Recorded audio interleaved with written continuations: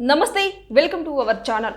నేను మీ శాలిని. బీఆర్ఎస్ కీలక నేతలకు కష్టాలు రెట్టింపయ్యాయి. ఎందుకంటే మాజీ మంత్రి హరీష్ రావు పైన పంజాగుట్ట పోలీస్ స్టేషన్ లో కేసు నమోదైంది. దీనిపైన పూర్తిగా విశ్లేషించడానికి మనతో పాటు ఉన్నారు senior journalist doctor Kanakadurga Vadlamani గారు ఉన్నారు. వారిని అడిగి కొన్ని విషయాలు మనం తెలుసుకుందాం. నమస్కారం మేడం. నమస్తే. మనం ఇప్పుడు చూసుకుంటే బీఆర్ఎస్ పార్టీ కీలక నేతలకి కష్టాలు ఎదురైనట్టే దెబ్బ కొడుతుంది. సో దీని మీద మాజీ మంత్రి హరీష్ రావు పైన కేసు నమోదు కూడా అయింది పంజాగుట్ట పోలీస్ స్టేషన్లో.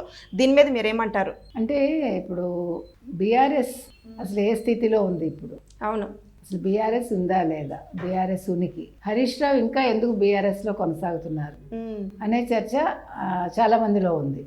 ఎందుకంటే అసలు కేసీఆర్ ఫామ్ హౌస్ వదిలి రావడం, ఇంకా ఒక 2 ఏళ్ల వరకు రారు అనే ఒక స్టేట్మెంట్ వాళ్ళ పార్టీలోంచే వచ్చింది. కేటీఆర్ ఏదో నామమాత్రంగా మాట్లాడుతున్నాడు. కవిత వచ్చారు బయటకి జైలు నుంచి, హెల్త్ ఇష్యూస్ అన్నారు. మళ్ళీ ఇప్పుడు మొదలు పెడుతుంది ఆవిడ అన్నింటి మీద, అంటే ప్రశ్నించడం మొదలు పెడుతుంది, ప్రజల్లోకి వస్తుంది అంటున్నారు. అంటే ఇప్పుడు ఒక 10 ఏళ్ళు అంత మంచిగా ప్రజలు మీకు ఒక మ్యాండేట్ ఇచ్చినప్పుడు దాన్ని సక్రమంగా మీరు వినియోగించుకోకుండా అనవసరంగా అభాస్పాలు అవటమేగా ఇప్పుడు. అవును, అసలు ఫోన్ ట్యాపింగ్ అనేది చిన్న విషయం కాదు. అంటే ఈ ఫోన్ ట్యాపింగ్ కి సంబంధించి ప్రభాకర్ రావు ఎవరైతే ఉన్నారో ఆయన యుఎస్కి వెళ్ళడం, క్యాన్సర్ అన్నాడో ఏదో హెల్త్ ఇష్యూస్ అన్నాడు. ఆయన అక్కడికి వెళ్ళిపోయి వస్తాను అని చెప్పి గ్రీన్ కార్డ్కి అప్లై చేశారని తెలిసింది. నన్ను రాజకీయ శరణార్థిగా పరిగణించండి అని యుఎస్ గవర్నమెంట్ని అడిగాడు ఆయన. నాకు రాజకీయ వేధింపులు ఉన్నాయి అని చెప్పడం జరిగింది. ఈ నేపథ్యంలో అసలు సూత్రధారి రావట్లేదు. ఈలోగా ఇవాళ బాచుపల్లికి చెందిన ఒక ఆయన చక్రధర్ గౌడ్ అనే ఆయన ఇవాళ హరీష్ రావు మీద ముఖ్యంగా కంప్లైంట్ చేశారు. అదే విధంగా రాధాకిషన్ రావు మీద కూడా చేశారు. మీరు రాధాకిషన్ రావు ఫోన్ ట్యాపింగ్ లో ఆయన పేరు కూడా వినిపించింది మనకి. సో ఆయన ఏమంటున్నాడంటే, నేను బయటికి రాకుండా నా మీద, అంటే నన్ను చాలా ఇబ్బంది పెట్టారు, నన్ను వేధించారు, అదేవిధంగా నా ఫోన్ స్టాప్ చేశారు, నేను రైతులకి చాలా సహాయం చేశాను, అంటే చాలా డబ్బు సహాయం చేశాట ఆయన. అదేవిధంగా నేను చెక్కులు ఇచ్చాను. ఈరోజు నేను ఆర్థికంగా కుంగిపోవటానికి కారణం హరీష్ రావు, రాధాకిషన్ రావు నా కదలికల మీద నిఘా పెట్టి అవన్నీ కూడా హరీష్ రావుకి చెప్పేవాడు. హరీష్ రావు నన్ను వేధించాడు అంటాడు. అయితే ఇక్కడ ఒక విషయం మనం గమనించాల్సింది ఏంటంటే, పోలీసులు ఇప్పుడు హరీష్ రావుకి నోటీసులు ఇవ్వాలని చూస్తున్నారు. ఓకే, అదేవిధంగా రాధాకిషన్ రావు కూడా ఇస్తారు. అది పెద్ద విషయం కాదు. ఈయన దగ్గర ఏ ఎవిడెన్స్లు ఉన్నాయి అనేది కావాలి.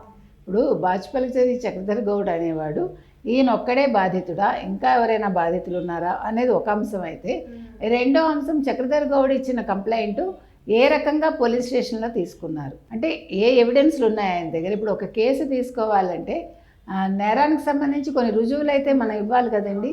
సో ఆ రకంగా మనం అడుగుతున్నాం. ఏది ఏమైనా ఇవాళ హరీష్ రావు వికల్లోతు కష్టాల్లో మునిగిపోయాడా, అంతే కదా. ఇప్పుడు ఇవన్నీ కూడా వీళ్ళు కొరివితో తలగొక్కున్నట్టు.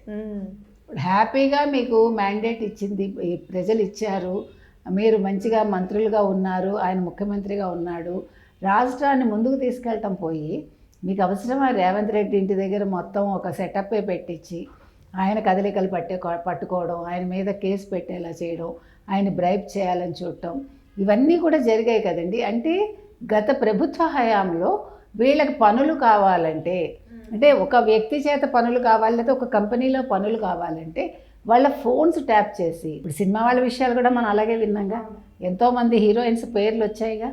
అంటే మనిషి ఎందుకు లొంగిపోతాడు అంటే, తప్పు చేసినప్పుడు చేయనప్పుడు కూడా లొంగుతాడు.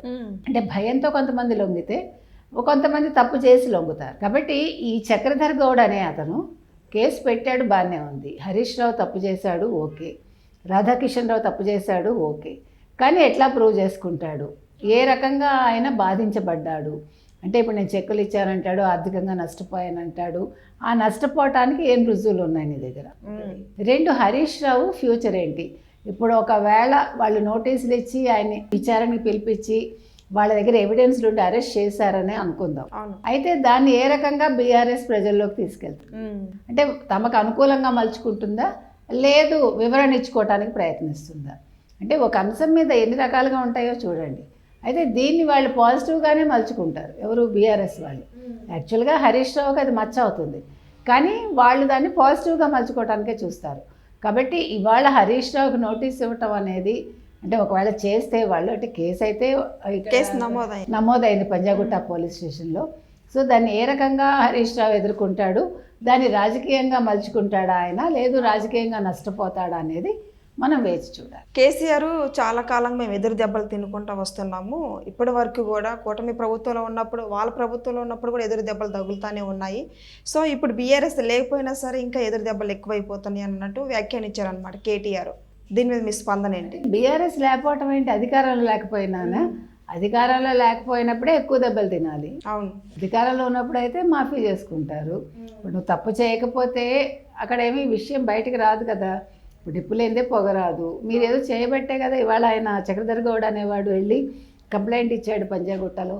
కాబట్టి మీరేదో బీఆర్ఎస్ చాలా నీతివంతమైన పార్టీ, మేము ఏం తప్పులు చేయలేదని కేటీఆర్ అంటే సరిపోదు.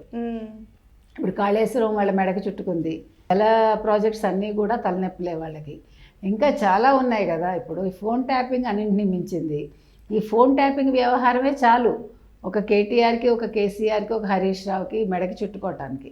అంటే వాళ్ళ రాజకీయ భవిష్యత్ అనేది ప్రశ్నార్థకంగా మారటానికి. కాబట్టి ఇవాళ కేటీఆర్ ఏం మాట్లాడినా ప్రజలు నమ్మే స్థితిలో లేరు. హరీష్ రావు నాకేం తెలీదు, నేను చేయలేదు అన్నా కూడా ప్రజలు నమ్మే స్థితిలో లేరు. కాబట్టి ఇవాళ ఫోన్ ట్యాపింగ్ వ్యవహారం చిన్నది కాదండి. ఇది యాక్చువల్గా మనం చట్టాల ప్రకారం చూస్తే కూడా చాలా తప్పు ఇది. కాబట్టి వాళ్ళకి మామూలు శిక్ష అయితే పడదు. ఒకవేళ ప్రూవ్ అయితే ప్రభాకర్ రావుని తీసుకురాగలిగితే ఇంకా వెళ్ళండి గుడ్. అది కనుక జరిగితే ఒకవేళ కాంగ్రెస్ ప్రభుత్వం నిజంగా దీని మీద దృష్టి పెడుతోందా? ఎందుకంటే ఒక సమయంలో రేవంత్ ఏమన్నారంటే నేను కేసీఆర్ని అరెస్ట్ చేసే ఉద్దేశంలో లేను అన్నాడు ఆయన. అంటే ఆయన వయసుకి మర్యాద ఇచ్చి చెప్పాడో ఏమో మనకు తెలియదు. ఒకవేళ కేసీఆర్ని అరెస్ట్ చేయకపోయినా ఇప్పుడు ఈ విషయంలో ఒకవేళ ఇన్వాల్వ్ అయ్యి ఉంటే కేటీఆర్ని అరెస్ట్ చేయొచ్చు, అదేవిధంగా హరీష్ రావుని అరెస్ట్ చేయొచ్చు. మరి వీళ్ళు ఏ రకంగా బయటపడతారు? అవును, ఇవి చిన్న విషయాలు కాదు, వీటికి ఎంత కాలం శిక్ష పడుతుంది, ఇవన్నీ కూడా సందేహాలేనండి. ఏది ఏమైనా ఇవాళ హరీష్ రావు ఇబ్బందుల్లో ఉన్నాడు. అది రాజకీయంగా కొంచెం దెబ్బే ఆయనకి. కానీ మనం అధికారం ఉన్నప్పుడు చాలా జాగ్రత్తగా ఉండాలి. అధికారంలో ఉన్నప్పుడు 10 ఏళ్ళు మీరు అధికారంలో ఉండి, ఆయన వైద్య శాఖ మంత్రిగా పనిచేశాడు, ఆయన చాలా చేశాడు కదా ఆయన. మరి చేసినప్పుడు ఈ ఫోన్ ట్యాపింగ్లు ఎందుకండి? మీకు హ్యాపీగా ప్రజలు మిమ్మల్ని ఎన్నుకున్నారు, తెలంగాణనే తెచ్చి మీ కాళ్ళ దగ్గర పెట్టారు కదా. ఇంతకు మించి మీకు ఏం కావాలి?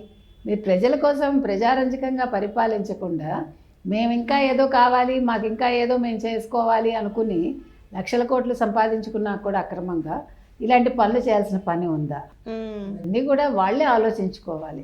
ఇప్పుడు మనిషికి అవకాశం అనేది ఒకసారి వస్తుందండి. నీకు 2 సార్లు అవకాశం ఇచ్చారుగా తెలంగాణ ప్రజలు. మరి మీరు ఎందుకు పాడు చేసుకున్నారు? కాబట్టి ఇవన్నీ కూడా వాళ్ళే ఆలోచించుకోవాలండి, వాళ్ళే నిర్ణయాలు తీసుకోవాలి. ప్రభుత్వం అయితే దీని మీద దృష్టి పెడుతుంది, ఇది ఇలా వదిలేదు. ఇప్పుడు పోలీసులు కూడా వాళ్ళ పని వాళ్ళు చేస్తారు. కాబట్టి నోటీసులు అందుకున్నాక హరీష్ రావు ఎలా స్పందిస్తారు అనేది మనం వేచి చూద్దాం. Thank you madam.